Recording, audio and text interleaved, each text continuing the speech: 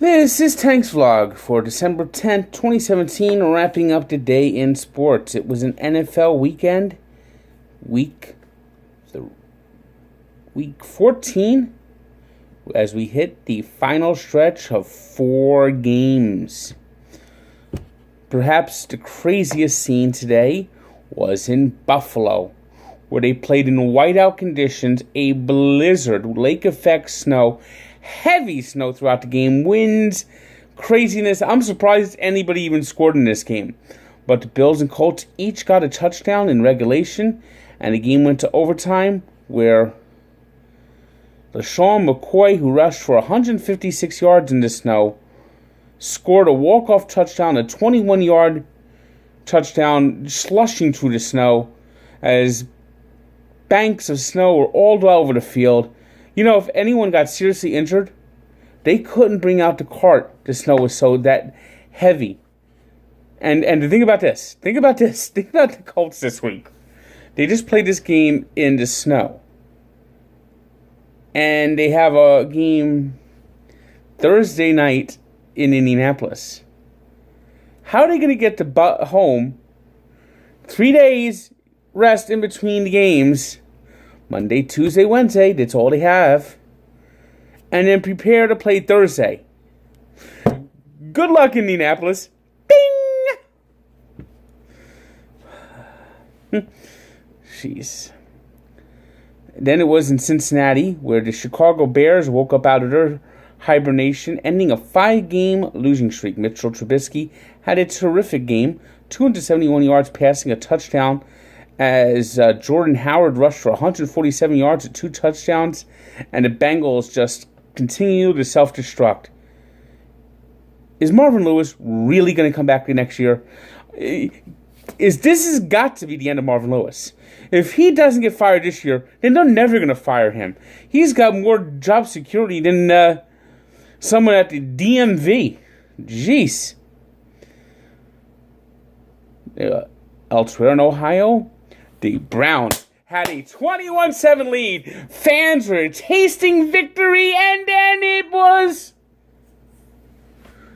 taken away. Packers scored twice, including in the final seconds to force overtime, and Davante Adams, with a touchdown reception, had his own walk-off touchdown. Cleveland Browns 0-13, one more home game left.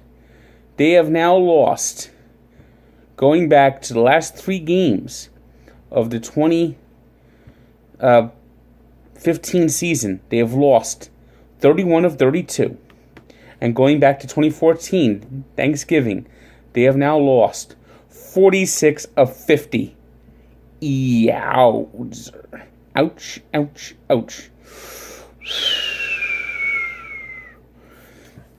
And just think, somewhere out there a Cleveland Brown fan is hurting and listening to Sarah McLachlan lyrics.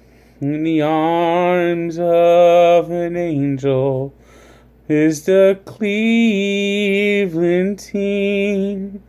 They'll never win a game until they change their whole scheme. Kansas City Chiefs, they woke up today, broke a 4-game losing streak as the Oakland Raiders took 4 quarters to wake up, scoring 15 points in the 4th quarter, but by then it was too late. They were down 26-0. Dreadful game just all around by the Raiders. Chiefs, it was Kareem Hunt. He finally came out of hiding. He had 116 yards rushing and a touchdown as the Chiefs at 7-6 are back over 500 and in a 2-way tie for the division as the Raiders lost a game that was just very important and vital. Eli Manning returned to the Giants starting lineup and gave the Giants a spark. They had at one point a 10-3 lead, but the Giants defense, oh my God. Secondary just got run over and mauled. And Cowboys scoring 20 points in the 4th quarter. broke open a tie game. That game was a lot closer than the score would indicate. 30-10 was the final. But the Giants just got worn down. They just have no weapons on offense. Eli's just unarmed out there. Eric Flowers is just terrible. In Tampa, the Lions blew a 2-touchdown lead, but recovered and got the win on a Matt Prater field goal, as the Buccaneers, who were expected to do big things this year, went on Hard Knocks and got the Hard Knocks curse, falling to 4-9 and being formally eliminated from playoff contention. In Carolina, it was the Panthers stopping the Vikings winning streak with a 31-24 win. Vikings did rally in that game. They did rally from 11 points down in the fourth quarter, but Cam Newton with a big run up the middle helped set up Jonathan Stewart for the game-winning touchdown. Stewart had 3 touchdowns in the game. Jimmy Garoppolo got the second start for the Niners and was even better than his first start, passing for 334 yards, as the 49ers won a second straight game, 26-16 over the Houston Texans. The Texans' playoff hopes are basically over at 4-9. Also ending a losing streak today was the Denver Broncos, who shut out the Jets. The Jets, 98 yards total offense, just an utter no-show. Disasters. I mean, the Broncos' defense was terrible. They let Jake Cutler go up and down the field on them, and the Jets today just... Oh, those incredible Jets in the flying machines. They go uppity up, up. They go downity down and down. And McNown got hurt in the game. Now we're going to see probably the Jets' backup quarterbacks the rest of the way. And that's not good. Petty and Hackenberg. Yikes. In a game that was as dull as dishwater, the Titans, bad game by Marcus Mariota. He got 1 touchdown in the first half, had a 7-0 lead, but the Cardinals, with 4 second-half field goals, rallied to win the game, knocking the Titans out of first place. The Chargers, meanwhile, got their 4th straight win, crushing the Washington Redskins 30-13, and stay in a flat-footed tie atop the AFC West with 7-6. The Eagles,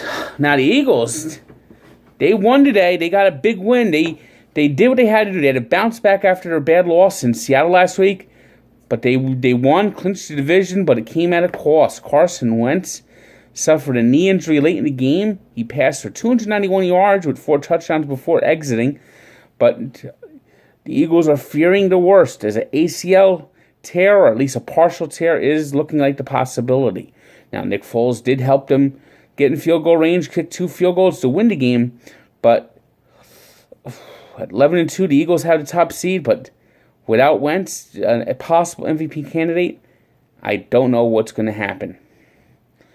The Jacksonville Jaguars, meanwhile, they took over first place in the AFC South, beating the Seahawks 30-24. Now, that game was a lot closer than the score is closer than the game actually indicated. Russell Wilson had 2 big touchdown passes in the fourth quarter after the Jaguars pulled away to get that game close. But at the end of the game, when the Jaguars sealed victory, the Seahawks do what the Seahawks always do. They attack, they try to push you, they shove you, and it led to a bunch of fights. You know, I'm quite sick of seeing the Seahawks doing this. This is not good. I think it's time that Pete Carroll gets a suspension. This has happened way too many times with the Seahawks. Michael Bennett going after people's knees. You have players trying to jump in the stands. I think there's going to be some heavy-duty discipline handed out to the Seahawks, and I want to see Pete Carroll sit a game, because this has happened too many times under his watch with this team.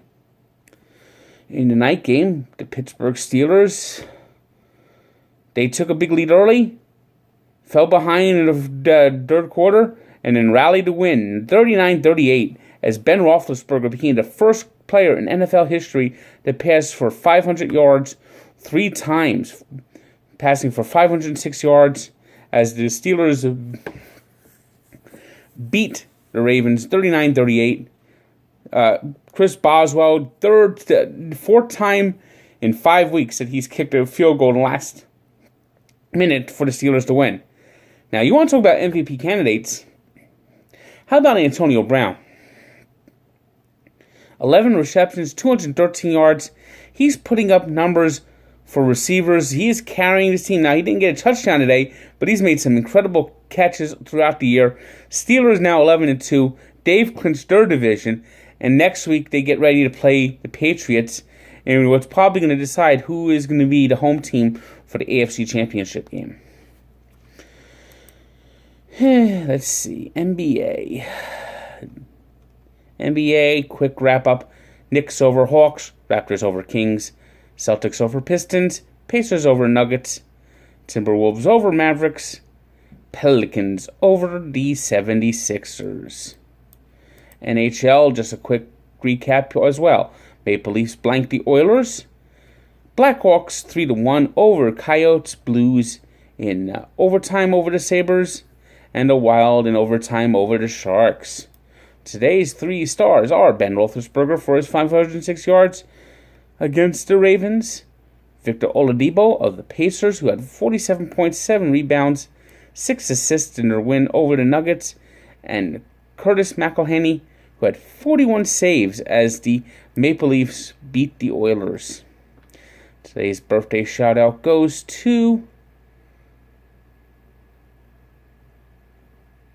Willie McGinnis, who turns 46. And we take a look back 40 years ago to an end of another losing streak when the Tampa Bay Buccaneers won their first game, beating the New Orleans Saints at the Superdome. Previously, the Buccaneers had lost their first 26 games in franchise history, dating back to the 76 season. So check out the full story at Barstool Sports and Sports Encyclopedia, where sports history lives. Good day.